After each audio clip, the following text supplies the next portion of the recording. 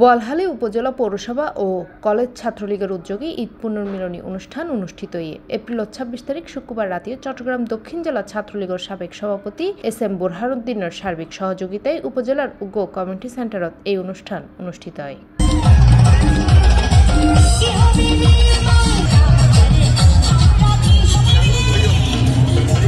পৌরসভা ছাত্রলীগের সভাপতি জাবেদ হোসেনের সভাপতিত্বে ও উপজেলা ছাত্রলীগের সিনিয়র সহসভাপতি নয়নউদ্দিন রিকন ও সিনিয়র যুগ্ম সাধারণ সম্পাদক নাইমুদ্দিনের যৌথ সঞ্চালনায় এ সময় বক্তব্য রাখে উপজেলা আওয়ামী লীগের সভাপতি নুরুল আমিন চৌধুরী। এ সময় স্বাগত বক্তব্য রাখে উপজেলা চেয়ারম্যান রেজাউল করিম রাজা, পৌরসভা আওয়ামী লীগের সভাপতি শফিউল আলম, জেলা আওয়ামী লীগের উপদেষ্টা জাহিদুল হক, জানে আলম, শ্রমিক লীগ নেতা মীর নওশাদ, কৃষক লীগের সভাপতি শফিকুল আলম, চট্টগ্রাম দক্ষিণ জেলা ছাত্রলীগের সাবেক সভাপতি SM বুরহানুদ্দিন, আনোয়ার হোসেন, আরাফাত হোসেন তারেক, শিমুল সর্দার সহ বোধগায়। পরে মনোজ্ঞ সাংস্কৃতিক ও কুপন ড্র অনুষ্ঠান অনুষ্ঠিত হয়।